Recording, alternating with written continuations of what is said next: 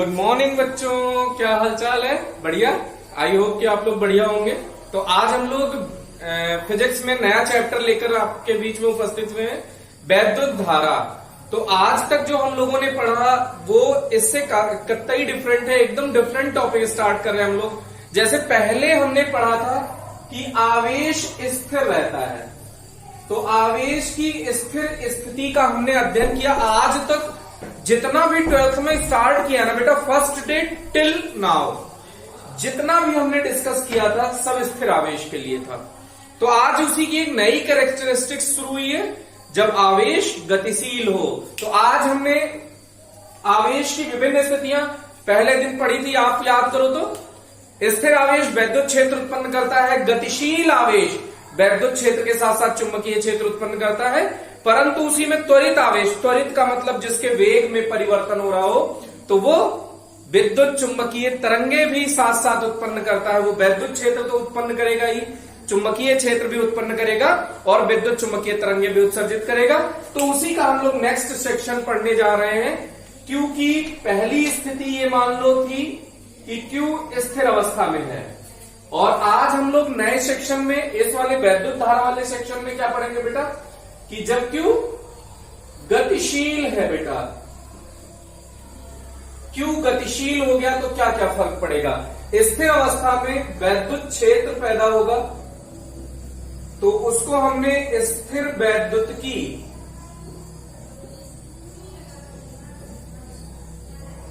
के अंतर्गत पढ़ लिया। तो आपने जो संधारित्र तक का पोर्शन पढ़ा है सभी स्थिर आवेशों के लिए थे, तो स्थिर आवेशों का अध्ययन हमने कर रखा है। अब आज से हम लोगों का नया सेक्शन स्टार्ट हो रहा है, क्यों गतिशील। अगर आवेश गतिशील होगा तो क्या होगा, ये वैद्युत क्षेत्र के साथ वैद्युत क्षेत्र तो पैदा ही करेगा, इसी के साथ साथ चुंबकीय क्षेत्र भी पैदा करेगा। और यहां पर अगर ये त्वरित हुआ बेटा, इसमें त्वरण आ गया, त्वरित या फिर त्वरण, त्वरित आवेश, तो ये वैद्युत क्षेत्र चुंबकीय क्षेत्र तो पैदा ही करेगा, साथ साथ एक और चीज पैदा करेगा। वैद्युत क्षेत्र तो है ही है, इसमें चुंबकीय क्षेत्र भी है बेटा, लेकिन एक नई चीज आ जाती है इसमें, विद्युत चुंबकीय तरंगे, इंग्लिश में बोलते हैं इलेक्ट्रोमैग्नेटिक वेव। तो अभी इस सेक्शन का अध्ययन हम लोग नहीं कर रहे हैं, अभी हम लोग गतिशील आवेश में जब नियत वेग से गतिशील हो, गतिशील में कौन सा ये वाला बेटा, जब नियत वेग से गतिशील हो।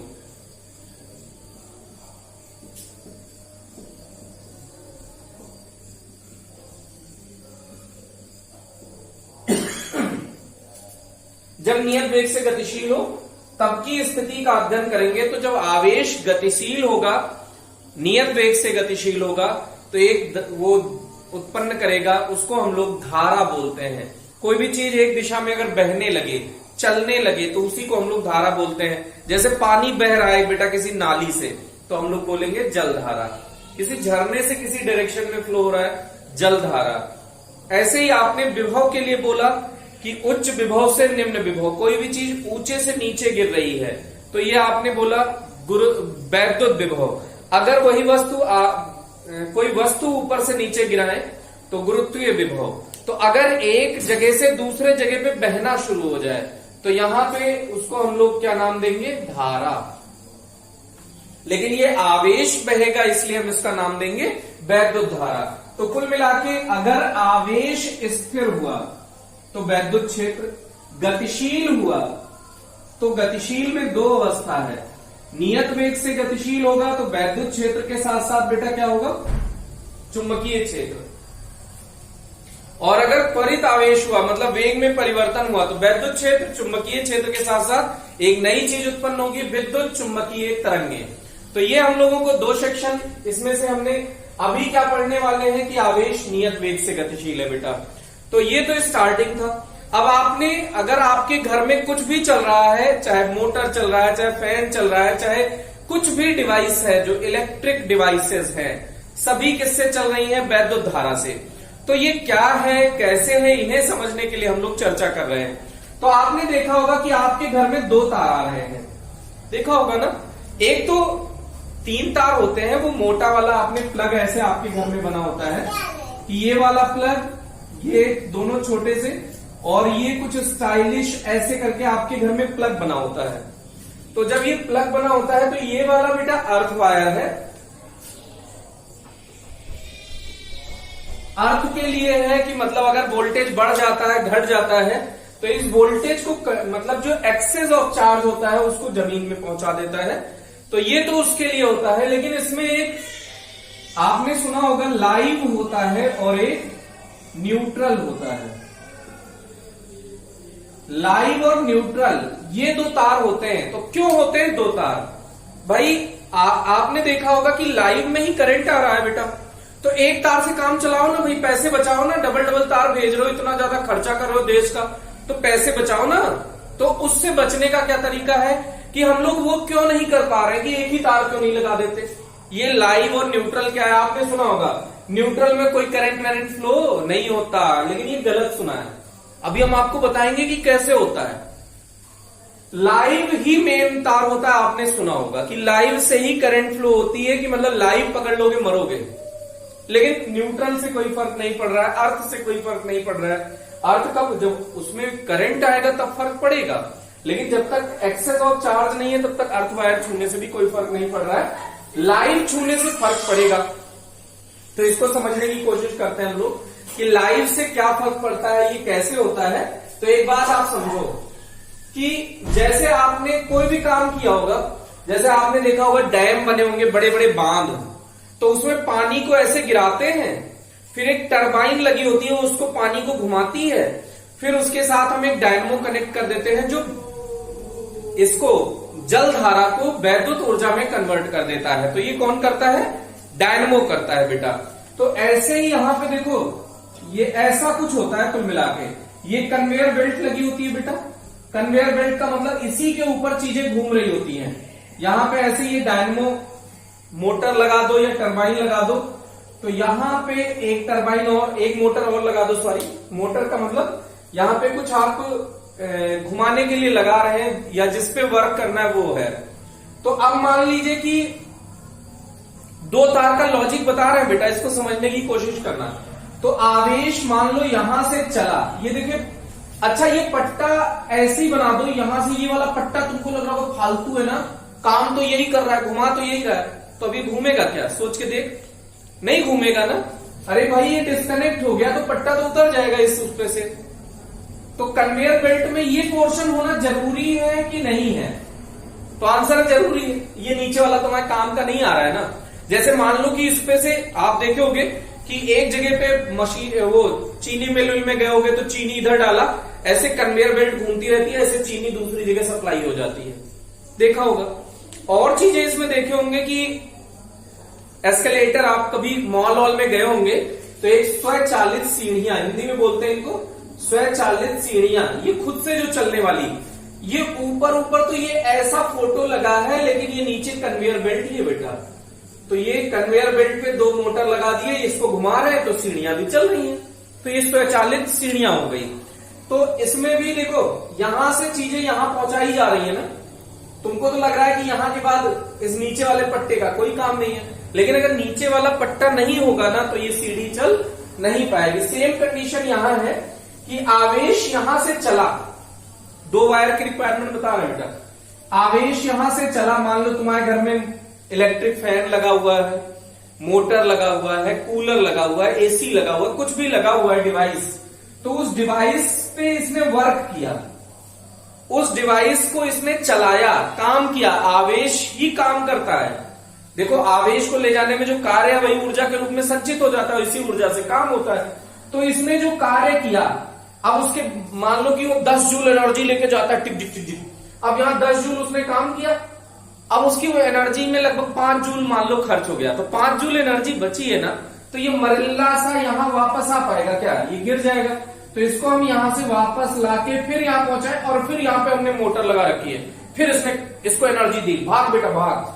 तो ये भाग मिल्खा भाग करते हुए फिर यहां भागा, फिर उसके बाद यहां पहुंचा, तो ये चार्ज की कॉन्टिन्यूटी रिक्वायर्ड है बेटा, चार्ज की कॉन्टिन्यूटी चाहिए कि चार्ज को ब्रेक नहीं होना चाहिए। तुम लोग कहते हो कि नहीं साहब हम तो फैन ऑफ कर देते हैं, तो तुम करते क्या हो, देखो ये लगाया तुमने स्विच, चुट, अब ये ऑफ हो गया, तुमने कहा फैन बंद हो गया। भाई जब ये सर्किट इनकम्प्लीट हो गया, मतलब ये पूरा मार्ग जब कंप्लीट है, क्या हमने अभी खुद ही कहा कि कन्वेयर बेल्ट है, ये चल ही नहीं पाएगा। जैसे आप अगर घरों में, गांवों में देखा होगा, मशीन लगी होती है, चारा वारा काटने वाली मशीन के ऊपर ही 2 बेल्ट चढ़ी है, तो अगर बेल्ट को नीचे से कट कर दो, क्या चलेगा वो पट्टा? क्या आपका वो मशीन चारा काट पाएगा? क्या नहीं काट पाएगा ना बेटा। तो इसका मतलब है कि इसको तुमने ब्रेक कर दिया। सेम हेयर ऑल्सो, कि जो ये बल्ब जल रहे हैं, जो आप कूलर चला रहे हैं, इसमें अगर स्विच ऑफ कर दिया तो क्या होगा, ये सर्किट ब्रेक हो गया, मतलब एक यहां से तो आया, जाने का रास्ता नहीं तो आएगा भी नहीं। तो कुल मिला के चार्ज का मूवमेंट स्टॉप हो गया। मूवमेंट स्टॉप हो गया तो यहां से आपको करंट नहीं मिलेगी, मतलब वर्क नहीं मिलेगा बेटा, आपको कोई काम नहीं मिलेगा, मतलब वो बल्ब बुझ जाएगा, ऐसे कहो। तो इसको फिजिक्स की लैंग्वेज में बोलते हैं ओपन सर्किट, खुला परिपथ बेटा। यहां बहुत कंफ्यूजन है, ये ध्यान देना बेटा, नहीं तो टेंशन हो जाएगी। ओपन सर्किट में क्या कहोगे तुम? कहते हैं भैया दरवाजा खुला, अब तो हम आएंगे। यहां उल्टा होता है बेटा, जब ये खुला होता है ना तो आना जाना बंद हो जाता है, समझना, कंफ्यूजन होगा। खुला का मतलब क्या हुआ? खुला का मतलब ओपन सर्किट को हिंदी में क्या बोलेंगे? खुला परिपथ। ये कौन सा परिपथ है बेटा? खुला परिपथ। मतलब क्या है? धारा बहेगी कि नहीं बहेगी? तो आंसर है नहीं बहेगी। समझे कि नहीं समझे? फिर क्लोज परिपथ, क्लोज सर्किट का मतलब स्विच ऑन कर दिया, चुट, तो ये तार इस तार से जुड़ गया, इसका मतलब तुम यही कर रहे हो। स्विच का और कोई काम नहीं होता बेटा, वो 2 तार को इसे बीच में काट देता है, फिर चुट करते हो चिपका देता है, अलग कर देता है, चिपका देता है, इतना सा काम है स्विच का। तो स्विच का और कोई काम नहीं है। लेकिन जैसे ही तुमने इसे क्लोज किया तो इसको बंद कर दिया। बंद करने का मतलब कह रहे लाइट बंद कर दो, तो लाइट बंद करने में तुम स्विच ओपन कर देते हो बेटा। देखो ये सब कंफ्यूजन है छोटे छोटे जीवन में। कहे कि लाइट बंद करो तो तुमको तो लगता है कि क्लोज सर्किट करने की बात हो रही है।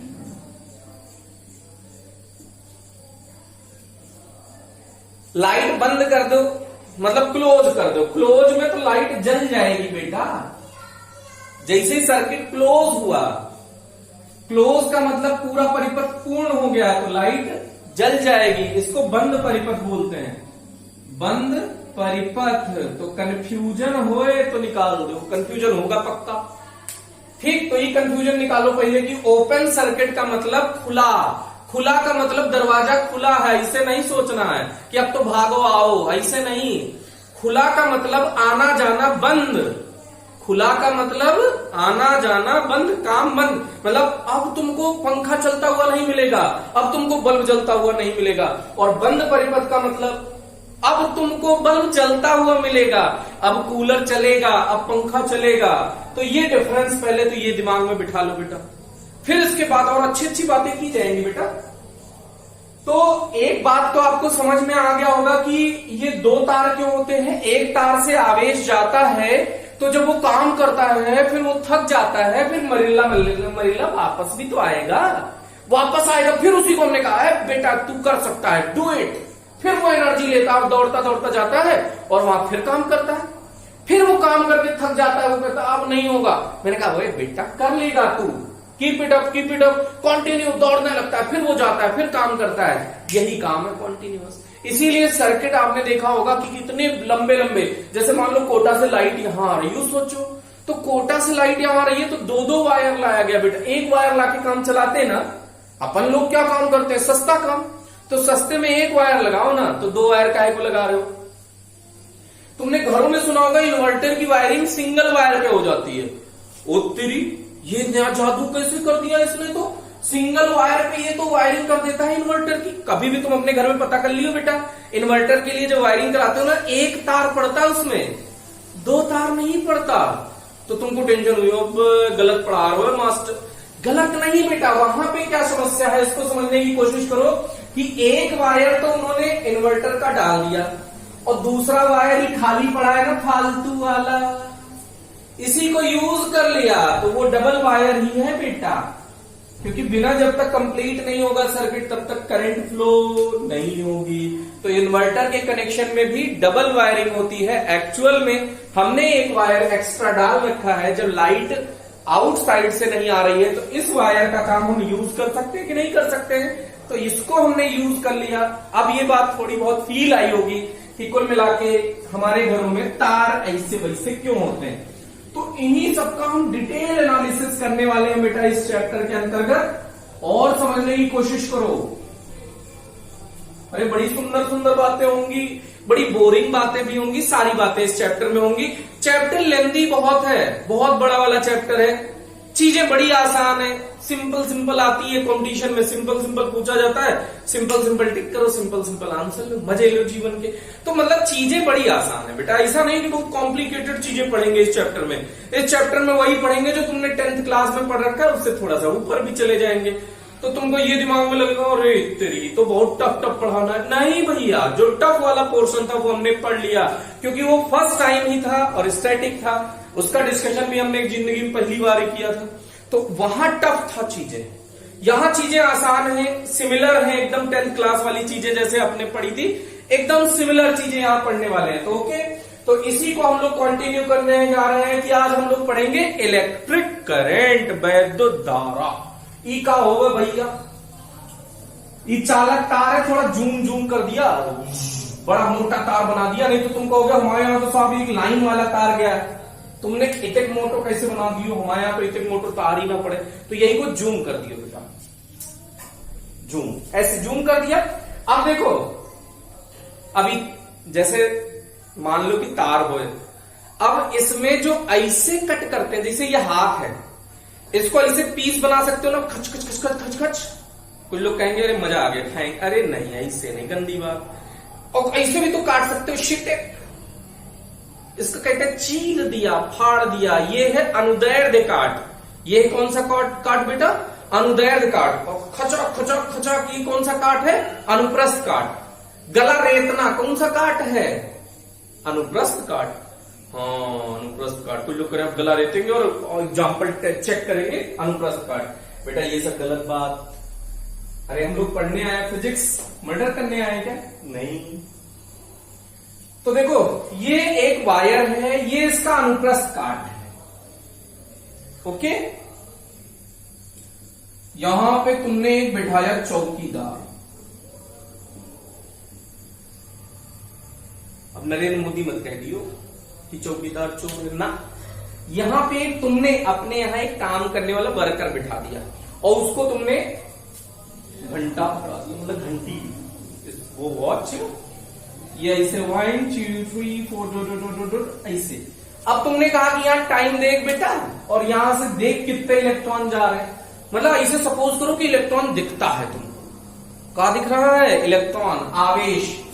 तो यहां से मान लो उसने कहा कि Q आवेश गया है। कितना आवेश गया है बेटा?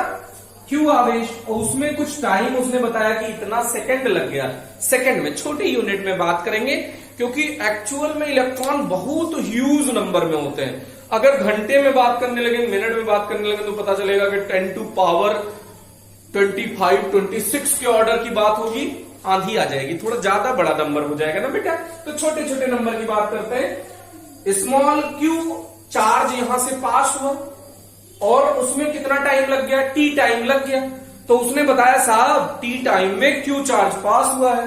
तो तुमने कहा कि हमने आज से पहले जिंदगी में, आज के बाद याद रखियो हमेशा, कभी गलत ना होए वो, कि अगर समय एकांक हो तो उसको हमेशा कहते हैं दर। हमेशा क्या कहेंगे? अगर बटे में T आया तो उसे क्या कहेंगे? दर। बटे में T तो दर। और क्या बह रहा है बेटा? आवेश। तो आवेश प्रवाह की दर को वैद्युत धारा कहते हैं। आवेश प्रवाह की दर को वैद्युत धारा कहते हैं। ये 10वीं में भी पढ़ा। थोड़ा स्टाइलिश बनाते हैं, किसी अनुप्रस्थ काट से थोड़ा अच्छा बनेगा ना, थोड़ा सुंदर लगेगा, मेकअप वेकअप करके इसको स्मार्ट बनाते हैं। तो किसी अनुप्रस्थ काट से एकांक समय में प्रवाहित होने वाले आवेश की मात्रा को वैद्युत धारा कहते हैं। कोई लोग कह रहे साहब कंफ्यूज कर दियो, इतने आसान डेफिनेशन पहले मुझे याद हो गई, अब कंफ्यूज कर दिए। अरे स्टाइलिश बना रहे ना बेटा, जब तुझे बाई चांस भूल जाए तो क्या कहेगा, आवेश प्रवाह की दर को वैद्युत धारा कहते हैं, टेंशन खत्म। लेकिन थोड़ा स्टाइलिश कैसे कहोगे, किसी अनुप्रस्थ काट से आवेश प्रवाह की दर को वैद्युत धारा कहते हैं, ऐसे कह लो और अच्छा लगेगा। तो किसी अनुप्रस्थ काट से एकांक समय में प्रवाहित होने वाले आवेश को वैद्युत धारा कहते हैं। तो कुल मिला के आवेश ही वैद्युत धारा है बेटा। जो वो बहने लगा तो उसको हमने नया नाम दे दिया, आवेश के बहने को वैद्युत धारा, लेकिन उसमें समय का कैलकुलेशन स्टार्ट हो गया है तो इसीलिए इसको कहने लगे आवेश प्रवाह की दर को वैद्युत धारा कहते हैं। तो क्या सीख लिया बेटा, आवेश प्रवाह की दर को वैद्युत धारा कहते हैं। ये आई कांस्टेंट है, ये कौन सा आई है, नियत। आई मतलब जब धारा नियत है, इसमें बड़े थोक रेट में फॉर्मूले आते हैं बेटा। लेकिन मान लो कि तुमने कहा बेटा इस चौकीदार से कि जब अब टाइम स्टार्ट हुआ है, तुम पहले कुछ मिनट तक तुम देखे, मान लो 5 सेकंड तक तुम देखे और 5 सेकंड तक जो आवेश चला था वो Q1 था, तो तुमने उस चौकीदार से कहा 10 सेकंड तक देखियो बेटा, तो वो अगले 5 सेकंड तक और देखेगा, तो 5 सेकंड और बीतेगा यहां, तो 10 सेकंड हो जाएगा। तो इसको Q1 कह लो, पहले शुरू वाले 5 सेकंड को Q1, अगला 5 सेकंड और बीता तो टोटल कितना हो गया 10 सेकंड, तो Q2। तो अब तुमने कहा कि इसका औसत क्या होगा भैया, शुरू में Q1 था, बाद में Q2 हो गया, तो I average equals delta Q over delta T। तो डेल्टा Q को क्या लिख सकते हो बेटा, Q2 minus Q1 upon T2 minus T1। तो इस फॉर्मूले को थोड़ा स्टाइलिश ऐसे भी लिख सकते हो कि delta Q over delta T। तो डेल्टा Q को क्या लिख सकते हो, Q2 माइनस Q1 और T2 माइनस Q1। ये क्या है, जब T1 टाइम है तो आवेश कितना बहा है Q1, जब टाइम बदल के T2 हो गया तो आवेश कितना फ्लो हो गया Q2। तो उसको हमने औसत धारा के रूप में लिखा है बेटा। तो ये नियत धारा है, नियत धारा में ये फॉर्मूला होता है, औसत धारा का ये फॉर्मूला होता है।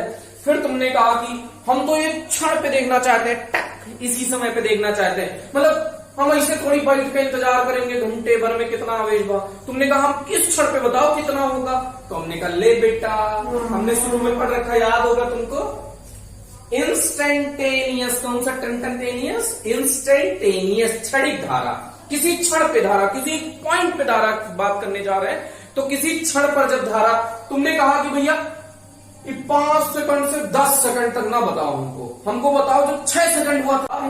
तो हमने कहा कि ले बेटा, आई इंस्टेंटेनियस, कौन सा टेनियस है बेटा, इंस्टेंटेनियस, हिंदी में कहते हैं तात्क्षणिक। तात्क्षणिक माने किसी क्षण पर, तात्क्षणिक माने किसी क्षण पर। तो आई इंस्टेंटेनियस इसी के लिए जब समय को घटाते घटाते घटाते घटाते घटाते घटाते घटाते घटाते लगभग 0 के करीब कर दो तो एक क्षण पे आ जाओगे ना। जैसे मान लो कि मैं शाहरुख खान ऐसे जा रहा था, तो तुमने मेरी एक फोटो खींची, क्लिक, तो मेरी इस टाइम पे फोटो खींची, तो मैं शाहरुख खान ही हूं, लेकिन इस टाइम का शाहरुख खान हूं ना, ऐसे गया। अब इस टाइम का फोटो खींच लो तो ये, तो उस क्षण की फोटो की चर्चा हो रही है। तो क्षण में देखो, इसमें अगर इसमें कोई कहे कि कितने सेकंड में ऐसे रहा मैं, तो कोई ऐसे खड़े रहूंगा मैं क्या, नहीं, चलता रहूंगा चलता रहूंगा चलता रहूंगा। तो उस क्षण पे मेरा वैल्यू क्या है वो तुम्हें बताना है बेटा। तो उस क्षण पे वैल्यू बताने के लिए इसमें एक नया टर्म लगाते हैं, लिमिट। क्या लगा दिया, लिमिट, मतलब इसको लिमिटेड कर दिया। लिमिट क्या बेटा, जो समय है वो 0 की ओर अग्रसर है। कैसे पढ़ेंगे, delta T tending to 0, delta T tending to 0। जब समय 0 की ओर अग्रसर है, जब समय 0 की ओर अग्रसर है तो delta Q over delta T ऐसे लिख दो बेटा। तो जो डेल्टा होता है वो बड़े अंतराल के लिए यूज होता है, तो इसके लिए छोटे अंतराल का यूज होगा और उसके लिए हम नया वर्ड यूज करेंगे D। तो आई इंस्टेंटेनियस dq ओवर dt हो गया बेटा। क्या हो गया? dq over dt। क्या हो गया बेटा? dq over dt। इसी को हम आई इंस्टेंटेनियस ना लिख के direct I equals dq over dt। अगर इसे मैथमेटिकल लैंग्वेज में बोले बेटा, बहुत बढ़िया सुंदर सुंदर बात आ गई है, देखो बहुत सुंदर बात है। I equals D over D T Q. कैसे बोलेंगे? I equals D over D T Q. मतलब आवेश का अगर समय के सापेक्ष अवकलन कर दोगे तो वैद्युत धारा मिल जाएगी। बोल भैया, देख कितनी सुंदर बात। आवेश का समय के सापेक्ष अवकलन करने पर क्या मिलेगा? वैद्युत धारा। आवेश का समय के साथ अवकलन कर दो तो क्या मिल जाएगा बेटा? वैद्युत धारा मिल जाएगा। फिर से बोलो, आवेश का समय के साथ अवकलन करने पर क्या मिलेगा? वैद्युत धारा। तो यहां पे एक नए टर्म, नए रूप से हमने इस टर्म्स को परिभाषित किया। अब इसी को हम लोग आगे और थोड़ा सा इसी फॉर्मूले का एनालिसिस करते हैं कि अगर फर्स्ट चैप्टर आप पहुंचे तो Q इक्वल्स आपने पढ़ा था प्लस माइनस एन ई, जहां n क्या था? Number of electron. जहां n क्या था बेटा? नंबर ऑफ इलेक्ट्रॉन, इलेक्ट्रॉन की संख्या। E क्या था? इलेक्ट्रॉन पर उपस्थित आवेश। ई टेंशन तो ना हो रही, प्लस माइनस का लगा दियो सब। प्लस होगा तो प्रोटॉन के लिए बात हो रही है, माइनस होगा तो इलेक्ट्रॉन के लिए बात हो रही है। माइनस किसके लिए बात हो रही है बेटा? इलेक्ट्रॉन के लिए। तो ये नियत वाला जो फॉर्मूला है, इसी में Q की जगह plus minus NE over T ऐसा भी तो लिख सकते हैं।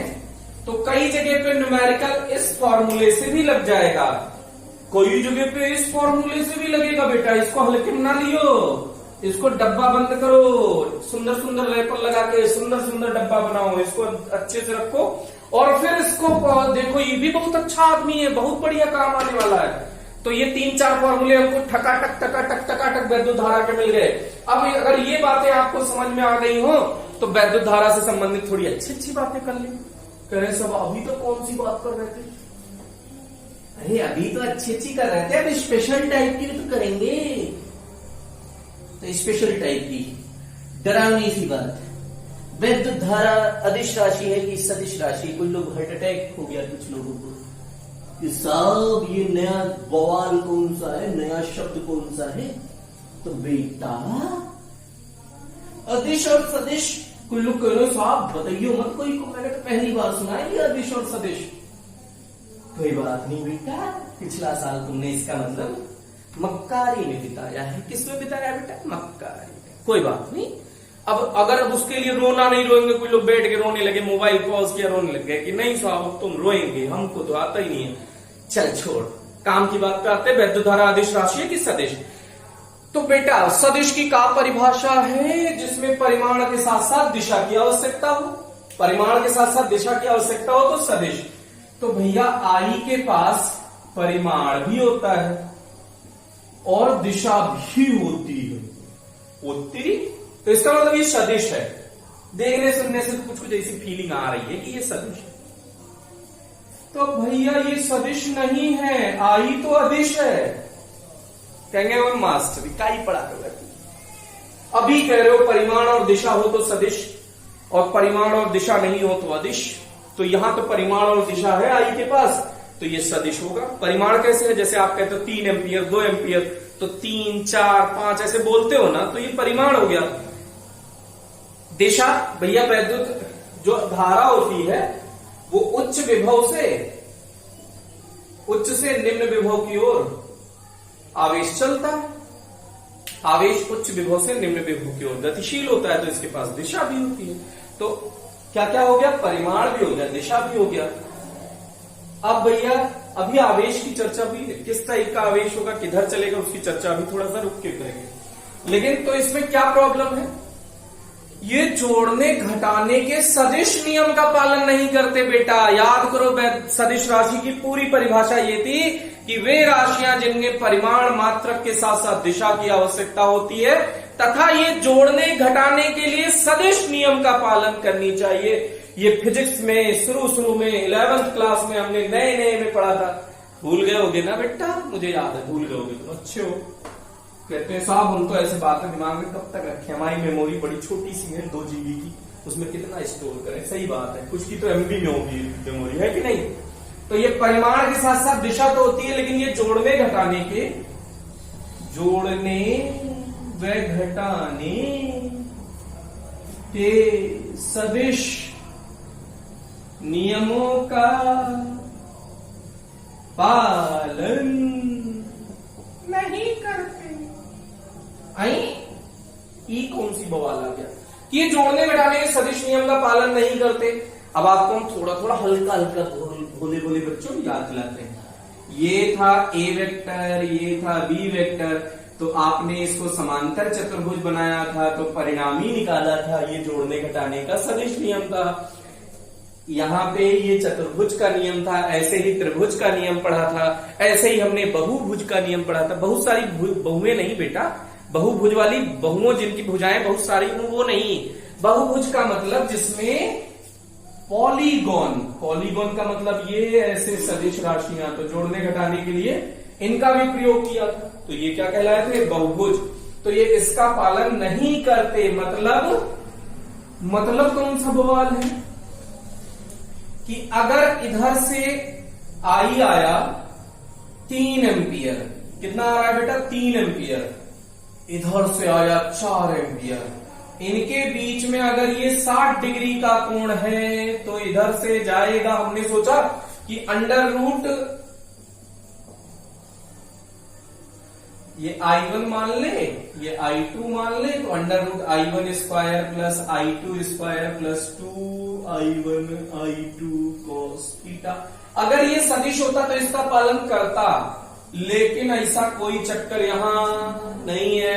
ये सीधे सीधे भैया 7 एम्पियर निकला। नहीं, तुम कहोगे तो इसमें कौन सी नई बात है, 3 और 4 7 ही होते हैं बेटा, थीटा पे भी तो डिपेंड करती है सदिश राशियां।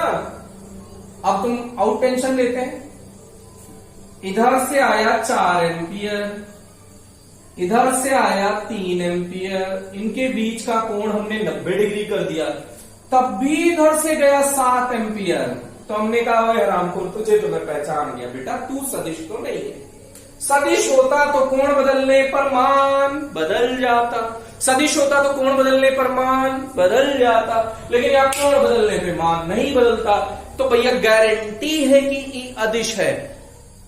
और कुछ लोग कहेंगे थोड़ा थोड़ा तो सदिश है, थोड़ा थोड़ा तो अदिश है। इसीलिए हमने एक नई चीजें पढ़ी हैं, आपको 11th में शुरू में बताया था, प्रदिश। कौन सी राशि बेटा, प्रदिश। कुछ लोग कह रहे हैं अरे यार ये तो पहली बार सुना है। बहुत सारी बातें तुमको नई नई लगेंगी, लेकिन ये बातें हो चुकी हैं। इंग्लिश में बोलते हैं टेंसर क्वांटिटी। इंग्लिश में कौन सी क्वांटिटी बोलते हैं बेटा, टेंसर क्वांटिटी।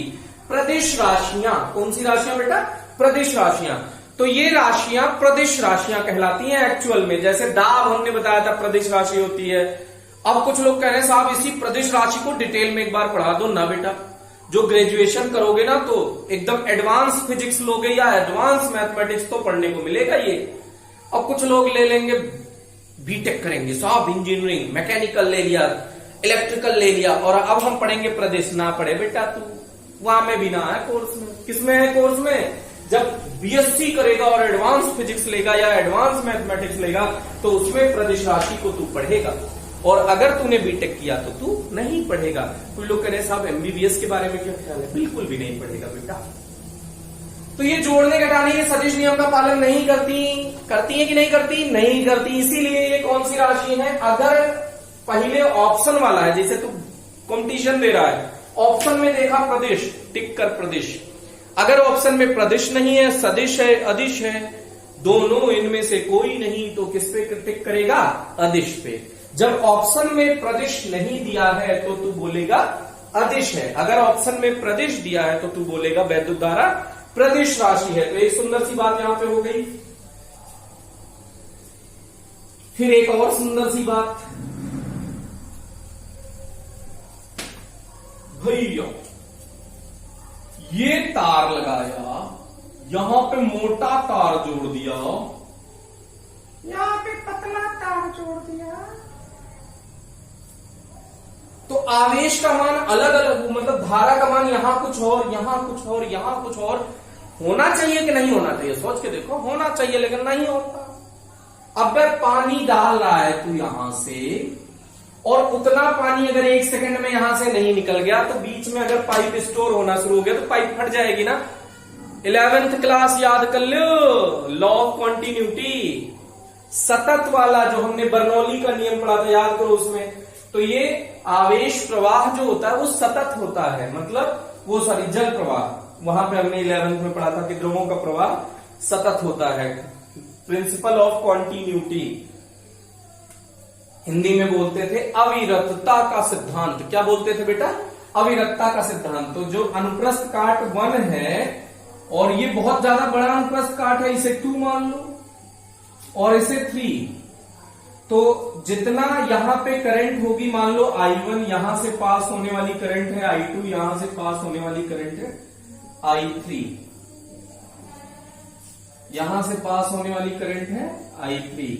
तो बेटा I1 बराबर I2 बराबर I3। अब ऐसे कैसे? यहां पे जो कुल आवेश है, तो यहां पे जगह ज्यादा मिल गई तो आराम से निकलेंगे, जगह कम मिली भगदड़ मची, मारपीट हो रही है, धुआंधार स्पीड से निकलेंगे। जैसे पानी में पाइप को देखा होगा, मुंह दबा दो, छुर दूर तक जाता है ना।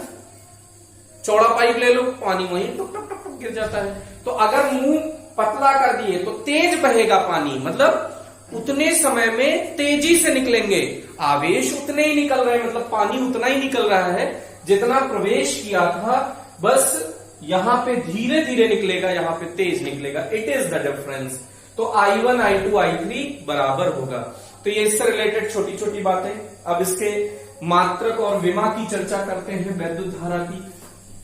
कुछ लोगों को तो बड़ी टेंशन हो रही है कि साहब ये वैद्युत धारा ही अकेले बहुत बड़ा टॉपिक हो गया है, तो ये तो चैप्टर और बहुत बड़ा होगा। जी बेटा, ये बहुत बड़ा चैप्टर है और इसका कुछ भाग 10वीं में आपने पढ़ा है और कुछ नई नई बातें भी की जाएंगी। तो मात्रक व विमा, तो मात्रक पढ़ो पहले कौन सा। जैसे आप वैद्युत धारा का पहले तो फॉर्मूला लिखो मात्रक निकालने के लिए, Q/T, कूलाम पर सेकंड। पहला मात्रक क्या हो गया बेटा? कूलाम पर सेकंड। और एक एम्पियर वैज्ञानिक हुए थे, तो उनके इज्जत में, उनके सम्मान में इसका नाम एम्पियर से लिखा जाता है। तो जब आप सिर्फ एक वर्ड लिखेंगे तो कैपिटल लेटर में, और कुछ लोगों के दिल में ख्याल आ रहा है ना साहब तो पूरा पूरा लिखेंगे, तो स्मॉल में लिखें। अगर आप पूरा लिखना चाहते हैं तो पूरा कंप्लीट लेटर स्मॉल लेटर में होना चाहिए। एक वर्ड लिखना चाहते हो तो कंप्लीट कैपिटल में लिख दो। तो इसका 2 मात्रक हमने पढ़ लिया, कूलाम पर सेकेंड और एम्पियर। ओके, तो ये 2 मात्रक हो गए। इसकी विमा निकाल लो। Q की विमा तुमने पढ़ी थी AT और T की विमा है T से शहीद हो गया A। 11th वाला मेकअप करें बेटा, क्रीम पाउडर लगा दें, तो MLT के फॉर्म में भी तो लिखा जाता था। आंसर किसमें लिखते थे? MLTA। ये M पे डिपेंड करता है क्या? तो आंसर है नहीं करता। ले बेटा, नहीं कर रहा है, क्योंकि किसी भी संख्या का 0 का मान 1 होता है तो 1 से गुणा करने पे कोई फर्क नहीं। L पे डिपेंड करता है क्या? ये नहीं करता। लो, नहीं करता, नहीं करता। लो, तो सुंदर सुंदर सा ये क्रीम पाउडर मेकअप किया हुआ फॉर्मूला विमा है। किसकी विमा? वैद्युत धारा की। तो वैद्युत धारा की अगर सुंदर सी विमा लिखना चाहो ये है, और अगर थोड़ी सी काम चलाऊ विमा लिखना चाहो तो ये वाली है। ओके, तो यहां हो गया मात्रक और विमा। तो अब हम लोग थोड़ी सी और अलग बात करते हैं, थोड़ा सा टफ क्षेत्र की ओर बढ़ते हैं। एक क्वेश्चन करो बेटा आप जल्दी से, इन्हीं फॉर्मूले पर बेस्ड है ये क्वेश्चन। तो क्वेश्चन आप लिखो, यदि Q बराबर T² प्लस 4T प्लस 5, यदि Q बराबर T² प्लस 4T प्लस 5 हो तो T बराबर 3 सेकंड पर, T बराबर 3 सेकंड पर तात्क्षणिक मान, धारा का तात्क्षणिक मान, वैद्युत धारा का तात्क्षणिक मान ज्ञात करो। ये इसका फर्स्ट पार्ट है। इसी में सेकंड पार्ट है 0 से 2 सेकंड तक, जब t इक्वल 0 से t इक्वल्स 2 सेकंड हो, t इक्वल 0 से, जब रहने दो, t इक्वल 0 से 2 सेकंड पर वैद्युत धारा का औसत मान। तो यहां दो क्वेश्चन है बेटा, दोनों क्वेश्चन जल्दी से नोट करो, वीडियो पॉज करो, आंसर बताओ, मजे लो। ओके, बहुत मजा आया, बहुत बढ़िया क्वेश्चन, बहुत मजा आया। आवेश दिया है, वैद्युत धारा ज्ञात करनी है। तो भैया तात्क्षणिक वाला फॉर्मूला क्या होता है? I equals dq by dt d/dt p² plus 4t plus 5। मतलब इसका अवकलन कर देना है बेटा। अवकलन तो हमने पूरे 2 महीने में अवकलन, समाकलन, मैथमेटिकल, फिजिक्स ये सब मिला के पढ़ाया है। तो अब ये तुम इंटरेस्ट ले रहे होगी साहब यहां दोबारा बता दो, तो नहीं बताऊंगा, फिर भी चल फॉर्मूला बता देता हूं।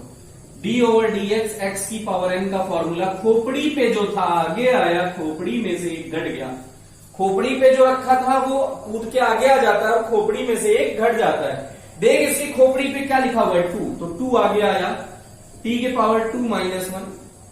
ठीक, ओके, बहुत मजा आया। t के पावर 1 है तो 1 कूद के आगे आ गया, t के पावर 1 माइनस 1 0 हो गया। और प्लस नियतांक का अवकलन तुमने पढ़ा था, अगर नियतांक है तो उसका अवकलन 0, तो इसका अवकलन 0 हो गया। तो I इक्वल्स 2t प्लस 4 हुआ बेटा। I इक्वल्स कितना हो गया? 2t plus 4। लेकिन इसने यही बात थोड़ी की है, उसने कहा t इक्वल्स 3 सेकंड पर वैद्युत धारा। तो I at t equals 3 second, तो t की जगह 3 रखो बेटा। 2 into 3 plus 4, 6 plus 4 10 ampere current है। कितनी एम्पियर करंट है बेटा? 10 एम्पियर करंट है। ये कौन सा बताए? अभी धारा का तात्क्षणिक मान। अरे आंसर आया हो तो ऐसे लिखो, करेक्ट लिखो, नहीं तो आंसर गलत लिखो, रॉन्ग। t इक्वल्स 0 से t इक्वल्स 2 सेकेंड पर औसत मान पूछा है बेटा। बेटा ये गलत हो सकता है। औसत मान का फॉर्मूला है औसत धारा Q2 minus Q1 upon T2 minus T1। अब Q2 क्या है बेटा? Q कितने सेकंड पर? 2 सेकंड पर। Q T इक्वल्स 2 सेकंड पर minus Q t equals 0 second पर अपॉन 2 सेकंड माइनस 0 सेकंड। ये है बेटा। अब यहां समस्या है q t इक्वल्स 2 सेकंड पर कितना है? तो यहां ये q दिया है ना बेटा, तो q t इक्वल्स 2 सेकंड पर बताओ, t की जगह 2 रखो, तो 2 का स्क्वायर प्लस 4 इंटू 2 प्लस 5 कितना आ गया? 4 8 12 5 17 कूलाम आवेश है। q t इक्वल 0 पे बताओ बेटा, t के जगह 0 रखो, 0 0, तो 0 प्लस 0 प्लस 5 इक्वल्स 5 कूलाम। अब ये मान उठा के रख दो बेटा, तो 17 कूलाम माइनस 5 कूलाम बटे 2, तो 17 में से 5 गया 12 बटे 2 6 एम्पियर वैद्युत धारा है। कितने एम्पियर वैद्युत धारा है बेटा? 6 एम्पियर वैद्युत धारा। तुम कहोगे धारा बढ़ गई बेटा, बिल्कुल बढ़ गई भैया। 3 सेकंड पर धारा बढ़ गई। उसके बीच में औसत धारा, मतलब कहीं धारा कम रही होगी कहीं ज्यादा रही होगी, तो औसत धारा 6 एम्पियर है 0 से 2 सेकंड के बीच में। तो ये थोड़ा सा एवरेज का फॉर्मूला था। अब एक नया क्वेश्चन आप सॉल्व करो फास्ट। ये तो हमने बता दिया, अगर आपको समझ में नहीं आया वो वीडियो पॉज करो, फिर से देख, जल्दी से आप सॉल्व करो, फिर से आंसर बताओ। नेक्स्ट क्वेश्चन बेटा, नेक्स्ट है Q equals 5t square, Q equals 5t square minus 5t plus 5 हो तो t इक्वल्स 2 सेकेंड पर धारा का तात्क्षणिक मान ज्ञात करो और t इक्वल 0 से 3 सेकंड पर वैद्युत धारा का औसत मान ज्ञात करो। जल्दी से ज्ञात करो भैया, कैलकुलेशन बहुत खतरनाक वाली हो रही है, जल्दी से ज्ञात करो इसको। वीडियो पॉज करो, आंसर बताओ, तुरंत अवकलन करो। I equals D Q over D T, d over D T लिख के 5t square minus 5t plus 5। अब इसको डायरेक्ट बता रहे हैं, 5 तो रहने दो, नियत है, जो खोपड़ी पे होगा आगे आएगा, खोपड़ी में से एक घट जाएगा, दो में से एक गया और एक बचा, माइनस 5। t के खोपड़ी पे 1 है तो आएगा घात में 1 माइनस 1 0 हो जाएगा, किसी भी संख्या के घात 0 का मान 1 होता है और 5 का अवकलन हो गया 0। तो ये 10t माइनस 5 ये i आया, लेकिन i जब t इक्वल्स 2 सेकेंड है तब पूछा है, तो 10 20 माइनस 15 एम्पियर। अब औसत मान बता दो बेटा जल्दी से। औसत मान के लिए I average Q2 minus Q1 upon T2 minus T1। तो Q2 यहां पे कितने, Q T equals 3 second minus Q T upon कितना 3 माइनस 0। तो Q T इक्वल्स 3 यहां से निकाल लो बेटा, Q T इक्वल्स 3 सेकेंड रखो, जल्दी से निकालो। 5, 3 का स्क्वायर होगा 9 माइनस 5 इंटू 3 प्लस 5, 45 और 5 50 में से 15 गया 35 एम्पियर, तो 35 कूलाम आवेश, बहुत ज्यादा आवेश है। अब Q T इक्वल 0 निकाल लो, Q T इक्वल 0 निकाल लो, तो 0 पे क्या होगा बेटा, 0 0 5 बचेगा, तो 5 कूलाम डायरेक्ट। तो यहां उठा के मान रखो, 35 माइनस 5 अपॉन 3, तो ये 30 बटे 3 10 एम्पियर आया, ये औसत आ गया बेटा। तो इस तरह से आप आवेश का मान दिया हो तो वैद्युत धारा ज्ञात कर सकते हैं। अब ये लोग इतने कम हरामखोर तुमको दिख रहे हैं क्या, सीधे साधे लोग दिख रहे होंगे ना। अब ये लोग थोड़ा सा ट्विस्ट देते हैं, कहते हैं नासा अगर ऐसा हो तो t इक्वल्स 2 सेकेंड पर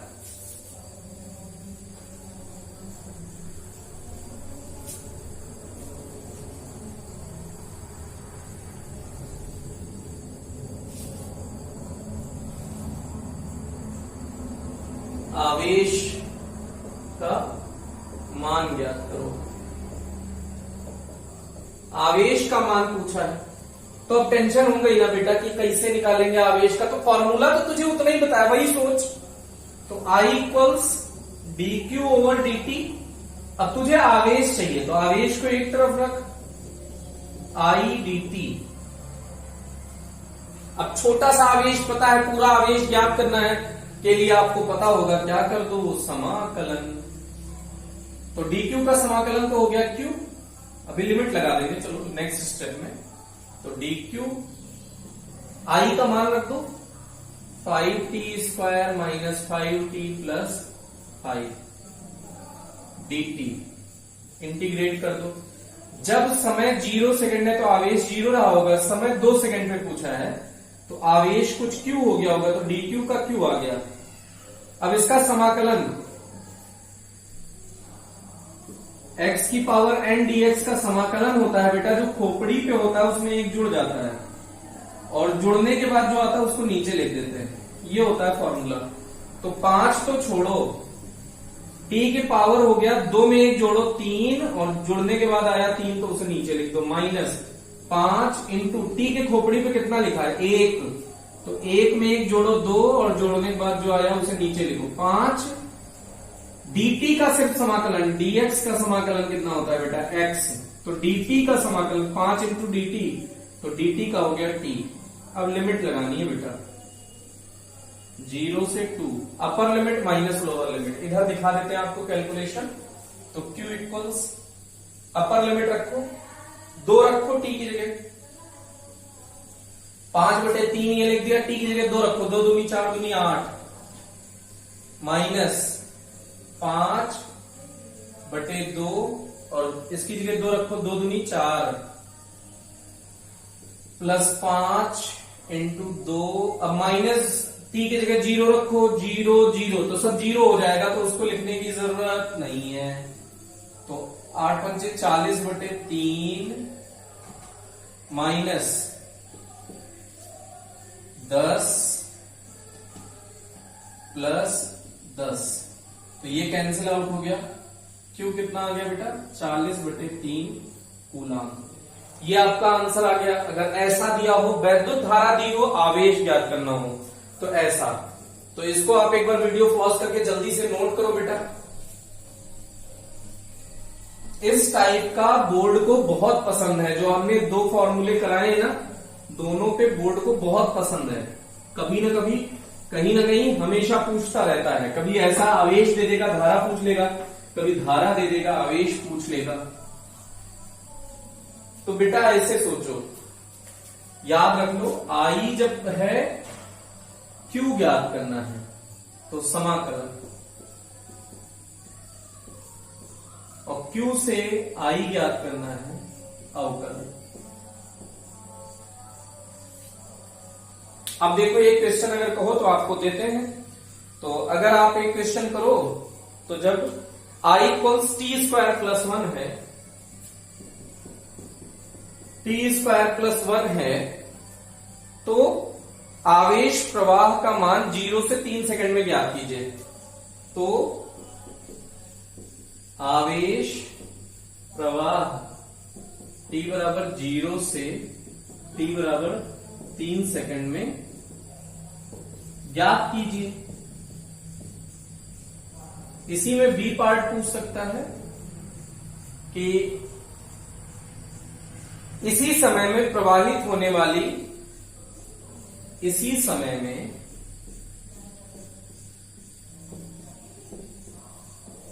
अनुप्रस्थ काट से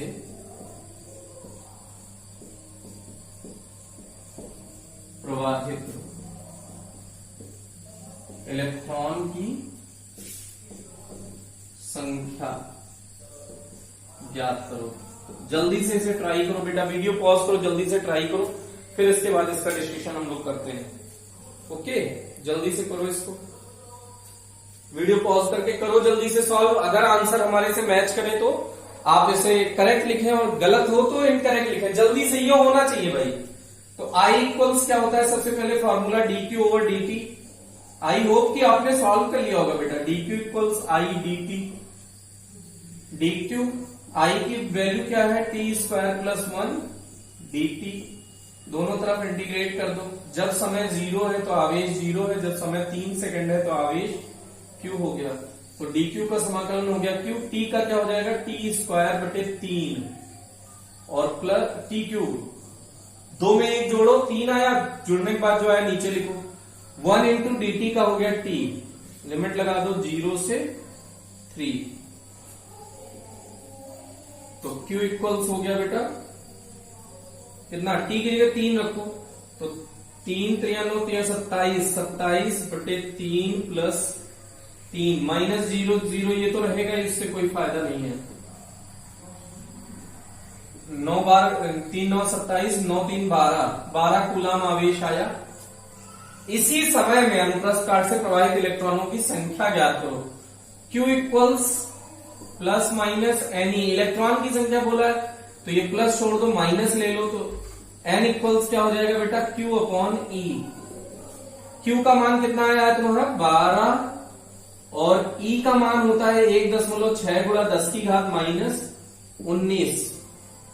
अब ये दशमलव हटा दो, ऊपर 0 लगा दो, 120। तो 16 का पहाड़ा पढ़ो कि 120 से ज्यादा ना हो, तो 16 7 112, 8 बचा, पॉइंट लगाओ, 80 हो जाएगा। 16 पंचे 80। अब ये ऊपर ले जाओगे तो 10⁻19, ये क्या आ गया? n, मात्रक नहीं होगा तो 7.5 × 10⁻19। अरे बड़े ढेर सारे इलेक्ट्रॉन है बेटा 10⁻19 के ऑर्डर में। तो इस तरह से इलेक्ट्रॉनों की संख्या भी हम लोग ज्ञात कर सकते हैं। इसी कैलकुलेशन में इसी फॉर्मूले को हम अगर फर्दर प्रोसीड करें तो ये बड़ा सुंदर सा कैलकुलेशन था बेटा। अब इसको अगर हम लोग चाहें, इधर देखो ये n निकल गया तुमसे,